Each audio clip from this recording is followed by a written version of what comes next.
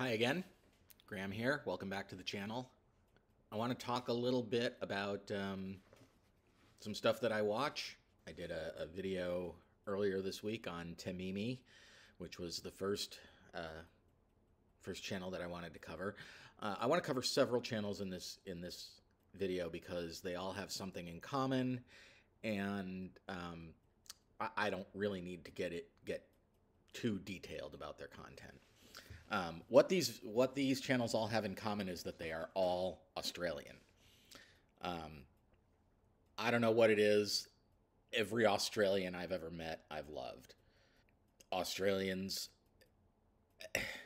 I'm sure there are Australians who aren't very fun. That guy who was beefing with Moist Critical recently didn't seem like a very fun guy. Although, who knows? He may just he may just seem that way when he's pissed off about something. But generally speaking, all of the Australians that I watch come off as very fun, warm, welcoming people. And that's how I think of Australians. That's how I think of Australia. Well, that and the household pests that can kill you, but, details. So the first Aussie channel that I like is called How to Cook That, and it's run by a woman named Anne Reardon. Anne is a very talented chef and a food scientist, and she has a few different things that she does that I really like. The first one is that she debunks BS cooking videos. There are a lot of these channels like 5 Minute Crafts and stuff like that are just content farms. They're cranking out these, quote unquote viral food hack videos like, drill a hole in the watermelon and fill it with milk and put it in the freezer, and 2 hours later you've got watermelon sherbet or something like that. And she will attempt to replicate these and show what really happens when you do that. And then she'll go through the video and she'll point out where they've edited, where they switched the watermelon.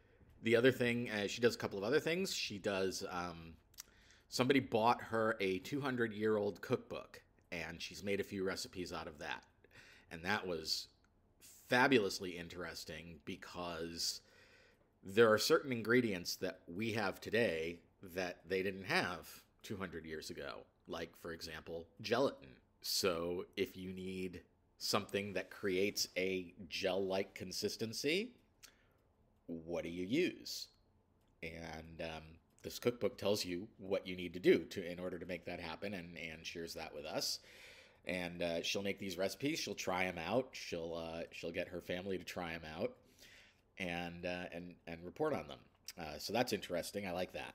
I'm not sure I'd want to eat the 200-year-old stuff. There were a couple of things that looked pretty good, but there was one. I think I'm too lazy to go back and look this up. But if I recall correctly, the recipe that called for something like gelatin, she ended up having to use a certain organ out of fish. I think it was the bladder. And this apparently imparted a kind of sort of fishy taste to the end product, which I'm not sure I would like, but it's very interesting. She tests kitchen gadgets. She and her husband will get together and test out kitchen gadgets and give them a rating, and that's good. So if you were thinking about buying something, you won't waste your money. And the other thing she does, which is kind of just silly but is actually kind of fun to watch, is that she has built a very tiny little kitchen, and she creates tiny little foodstuffs like tiny little eggs and things like that. And she has a tiny little stove, and she will make tiny food out of tiny ingredients in her tiny kitchen. And that's very interesting. The channel would not be nearly as interesting if it weren't for Anne herself and her family. Anne comes off as this very sort of warm, friendly, outgoing person. And periodically she gets her husband Dave on. Dave seems like a guy you'd want to hang out with and have a beer. They've got two sons. They pop on from time to time, and they seem like really great kids.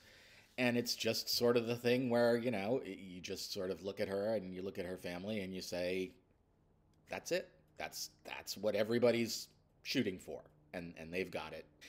Obviously, you don't know what goes on behind closed doors, and I'm sure, like any family, they've got their dysfunctions. But at least in terms of what you see on YouTube, they come off far, far, far better than any other family blogger because they're not trying to impress you with how great their family is.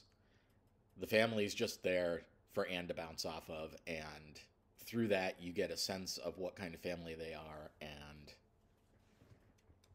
they're people you'd want to know. So that's what I love about that channel.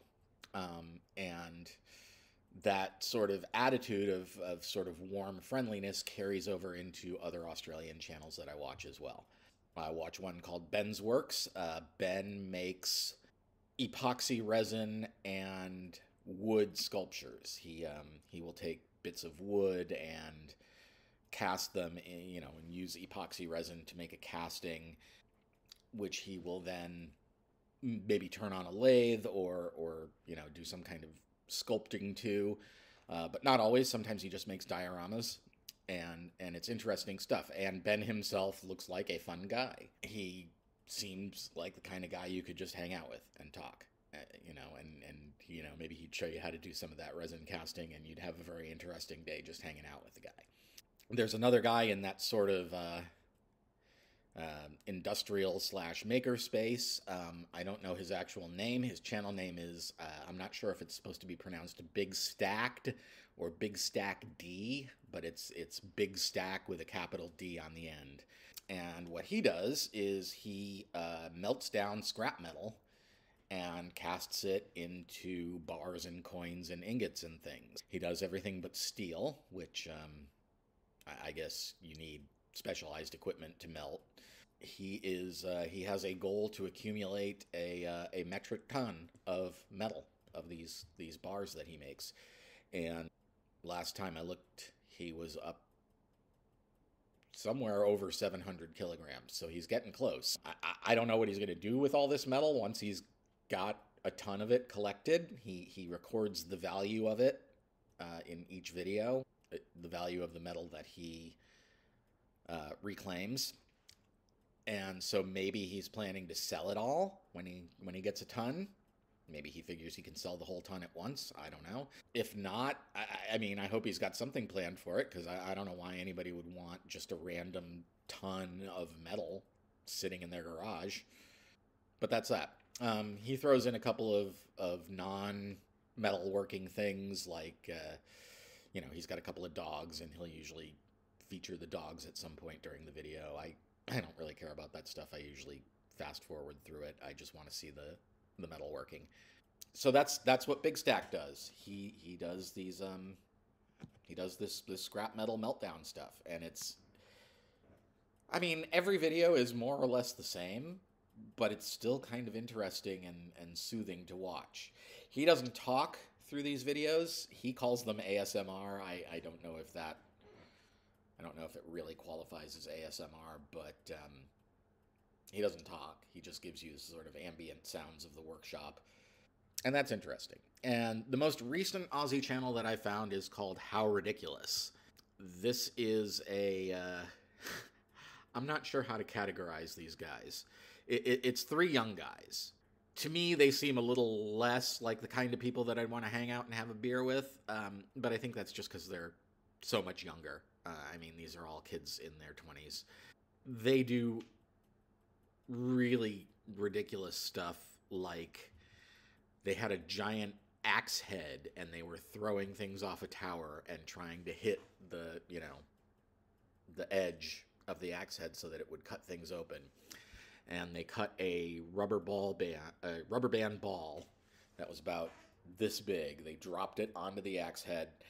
It hit the axe head and bounced, and then as it bounced, it started coming unraveled. All the rubber bands got sliced, and they started coming off, and it started rotating and flying through the air, and it was kind of looked like this, maybe like a Chinese New Year snake or something like that. It was really cool. they've done other similar things. They made a giant hammer and they smash things with it. It's that kind of stuff. It's creative destruction, and it's just fun to watch. And the guys get really excited about stuff, so that's the Aussies, and I love them. I love Aussies. If for any reason I needed to move outside of the US and Canada wasn't an option, and I only say that because, I can drive to Canada in less than a day from where I live, I would definitely consider Australia, because Australians seem like people who know how to have fun, and I'd like to experience that. I would love to visit Australia at some point in my life. I don't know if I'll ever do it. I don't know if I'll ever have the money and the time and the patience to sit on an airplane for that long. That's a hell of a flight. Even if you do layovers, it's a long flight, but even if you do layovers, you're still in an airplane seat for hours and hours and hours. And I can barely tolerate a cross-country flight, which is 6 hours. Doing a 16-hour or more flight to Australia would tax me, but I would love to visit it. Australia just seems like a great place. Again, notwithstanding the household pests that can kill you, and the kangaroos that might jump in front of your car. I don't know if that's any more of a nuisance than the deer that we have to deal with around here, but crazy. Which is the other interesting thing about Australia, is that their wildlife is just so interesting and not like what we have here, that, you want to see things like kangaroos and wallabies and koalas and Tasmanian devils and stuff like that. But I don't particularly want to see the spiders that are going to bite me and put me in the hospital. So there it is. Just as this is not related to the previous subject matter, but I just did kind of want to stick this on the end because I didn't want to make a separate video about it. This is Chris Chan content, so as I said in my last video, there is a little bit of an ulterior motive that I might try to pull in and an extra viewer here or there. Something occurred to me about the case against Chris Chan. Everybody is pointing, well, not everybody, but some people are pointing to the phone call between he and Bella as, the piece of evidence that's going to put him away. But it occurred to me that there are some states where anytime a call is being recorded, both parties have to be aware of and consent to the recording. Now, Chris was in Virginia, and Bella was in, I think, Texas. So I don't know which state's law would apply to the recording, since the recording was made in Texas, but was made of someone in Virginia. But if the state that has controlling authority over that particular law does not allow for unknowing, unconsenting recordings, then it's possible that the call might not be admissible. And if that's the case, they don't really have much to go on. Well, I don't think.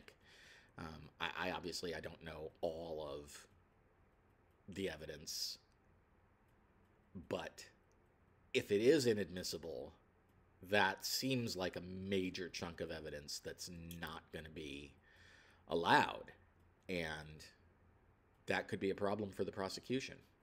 Now, my gut tells me that they don't actually have this problem, because I suspect that if their case was as weak as I would think it would be without the call, then I suspect Chris would have been, the charges would have been dropped and Chris would have been let out by now. Assuming that Barbara is not pressing charges, which again, my gut tells me that she's not going to cooperate and she's not going to press charges. So anyway, that's a thought that had occurred to me about Chris. If that phone call is not admissible, then who knows what the status of that case might be. So there it is. Mainly wanted to do the Aussies. The Chris Chan stuff was just a little extra for clickbait and just because I had that thought and wanted to throw it out there. I will catch you in the next one. Until then, have a great day. Please like, subscribe, tell your friends, wake the kids, phone the neighbors. Is that what Letterman used to say? Anyway, have a good one. I'm out. See ya.